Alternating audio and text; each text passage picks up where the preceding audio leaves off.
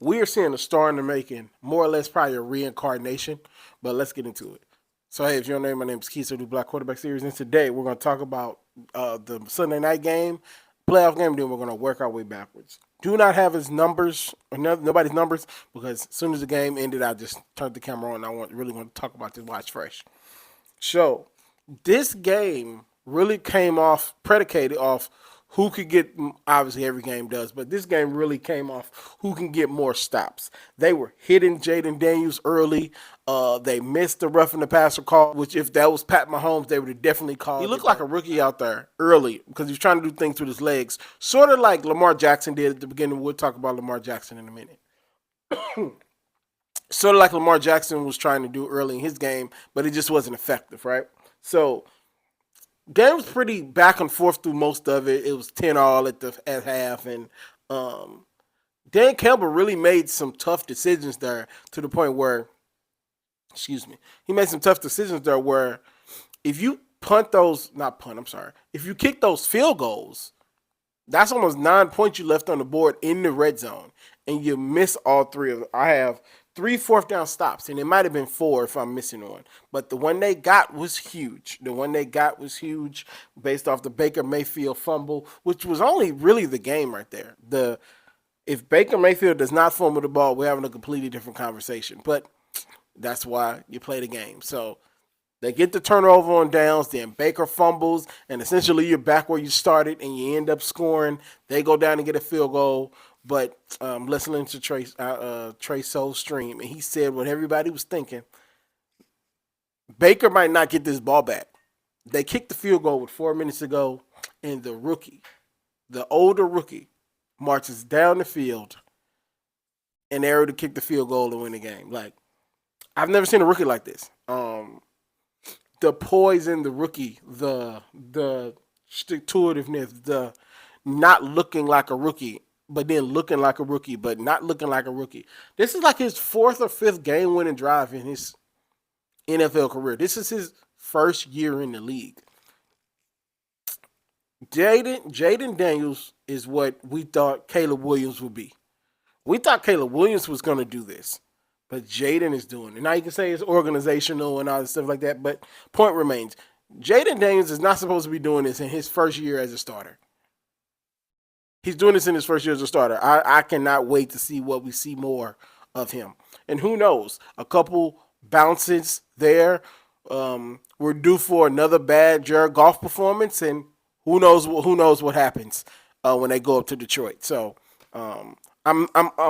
it's tough. That game's gonna be tough to pick because I want Detroit to finally win it, but I love me some Jayden Daniels. But shout out to Baker Mayfield. It looked like that game was going to go a different direction, and Baker Mayfield and Mike Evans just turned it on. But that one critical mistake that separates games, one bad play, one bad snap, one bad thing happened, and now you're going home. So I talked about Baker Mayfield and the Tampa Bay Bucks in my on my video last week where I talked about all the teams that didn't make the playoffs, but I added Baker Mayfield into that because I had a point to make with him. So I'll leave that at the end if you guys want to watch that. So let's get into the game before that. Jalen Hurts versus Green Bay. Not much to talk about. The Eagles doing typical Eagle things, playing down to their competition until it's time to actually play, and then you look up and then they winning. But I'll go through some of the things that I saw. So the game started 10-0 because Green Bay opened up with a fumble on the opening drive. Green Bay fumbles the ball. Hurts and them go to score. Green Bay just was not – the whole year. And that's probably why I wasn't like serious about Green Bay. Now, it might have been injuries. But I never believed in them. I never believed in them. I had them losing this game 35-10.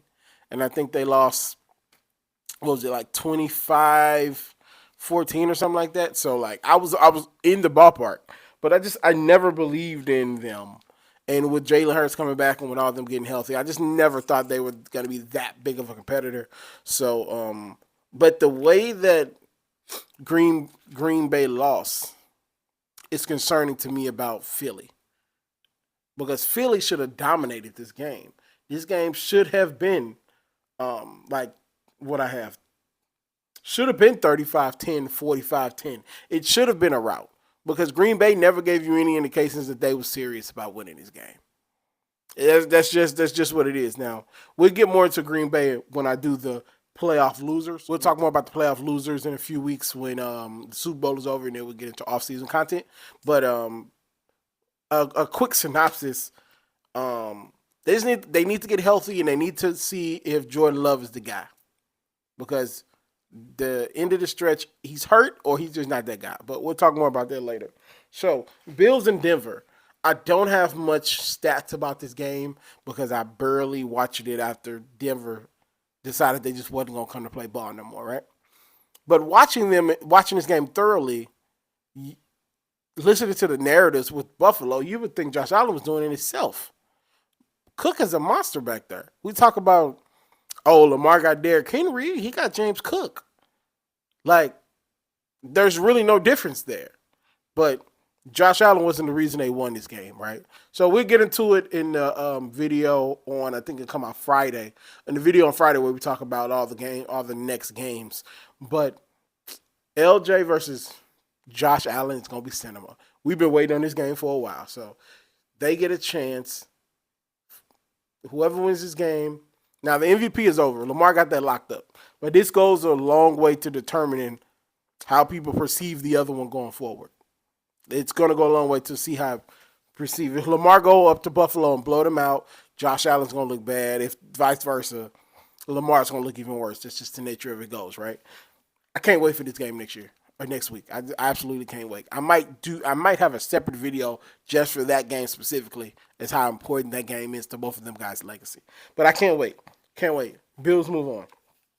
And so, speaking of Lamar Jackson, it's pretty much the same thing. Like, they dominated that game. I'm not happy with the second half, though, but it seems like they were running prevent most of the second half. I'm not a big fan of that. I think the final score was 28-14. It was 28-14. I'm not a big fan of the way they ended that game. Defense was phenomenal the first half. Everything was rolling, and it just seemed like they coasted a little bit in the second half, which is not good. Against any other team, you lose that game. That defense has been phenomenal. And if they play like they played in the first half, we going back to Kansas City for an AFC Championship rematch. Cannot wait. Cannot wait for that. Like I said, cannot wait for that game. Russell Wilson was 20 for 29, 270 yards, 2 touchdowns. Lamar Jackson, 16 for 21, 175 yards, 2 touchdowns, 15 carries, and 81 yards. So like I said about Jayden, how he was running at the beginning and it wasn't effective. Lamar just looked so juiced up. He was just so juiced up. And you could tell that he had to calm himself down. Like, bro, we have 3 more games after this. Calm down. So he settled in. He settled in and did Lamar things. No interceptions, no turnovers. Just typical Baltimore dominance. That's what I like to see. And that's what I like to see. So Derrick Henry is no slouch as well. 26 carries, 186 yards, 2 touchdowns. In an absolutely phenomenal run. I was just whole way through. This is the type of dominance that I wanted to see from them. Now, Pittsburgh, like I said, we'll get into the offseason stuff after the Super Bowl, but Pittsburgh might need to make wholesale changes. We'll talk about that after the Super Bowl. So, the last game of the week, Houston and the Chargers. Now, I picked the Chargers to win, I think, 45. Yeah, I picked the Chargers to win 40-30, right? I was wrong. I was happy I was wrong, and I'm sure I said that in a video that I hoped I was wrong. But it was all CJ and Nico Collins. Nico Collins and CJ kept the team above flow. Nico, CJ, and that defense. Offensive line ended up getting themselves together towards the end of that game, and they were able to run the ball with some spectacular runs with CJ, and they were just able to dominate when they needed to dominate. And that's just goes to a bigger picture that Greg Roman is a bad offensive coordinator. Like, he's a bad offensive coordinator. Every time he goes to a team, the quarterback looks like he don't know how to throw the ball, and the receivers are terrible. That's coaching. To me, that's bad coaching. What else I got here? CJ was 22 for 33, 282 yards, a touchdown and an interception. Mixon finished with over 100 yards rushing and a touchdown. Nico Collins, 7 receptions, 122 yards and a touchdown. So these are numbers that you can live with, but that offense is not going to work going up to Kansas City. If that offense plays like they did in the first half against Kansas City, this game is going to be probably, 30, maybe 35-0 at halftime, and it's going to be over at that point. So there's a chance for Houston to upset Kansas City, especially this version of Kansas City. Kansas City, most of their starters going to be sitting for 3 weeks. We don't know how they're going to respond to that much rest. Or they're going to. I didn't get a chance to say it in the Philly portion of this video, but Jalen Hurts looked rusty. He looked really, really rusty, and even towards the end of the game, he didn't look as sharp as he did before he got hurt.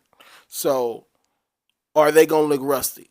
And if KC looks rusty, you got a chance to run the score up and go hide.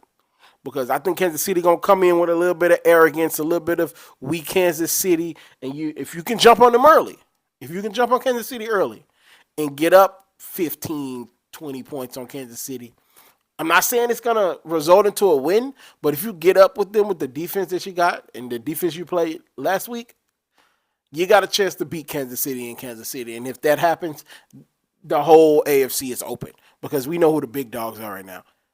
We need Houston to beat the Kansas City Chiefs. That's just what we need. So, if you made it this far, hey, what's going on? I'm glad you're looking at it.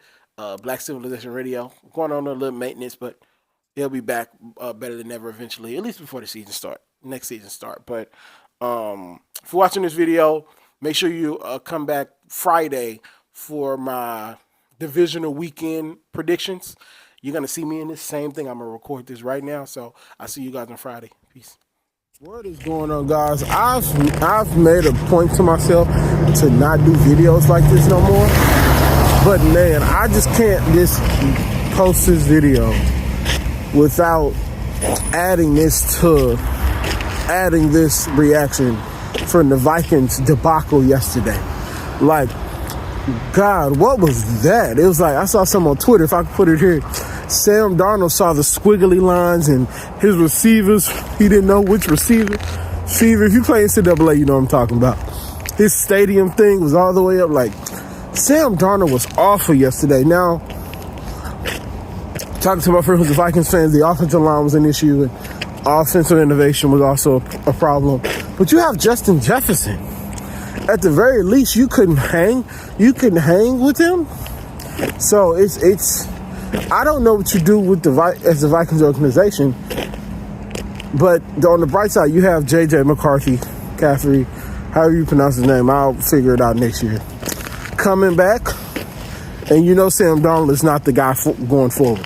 This game proved that he's not the guy going forward. So that's the silver lining. So, and if you're the Rams, I guess you're moving on. I don't see the Rams contending with the Detroit Lions. So, but yeah, I just have to get that out because I couldn't post this video without giving some reaction to the Monday night game.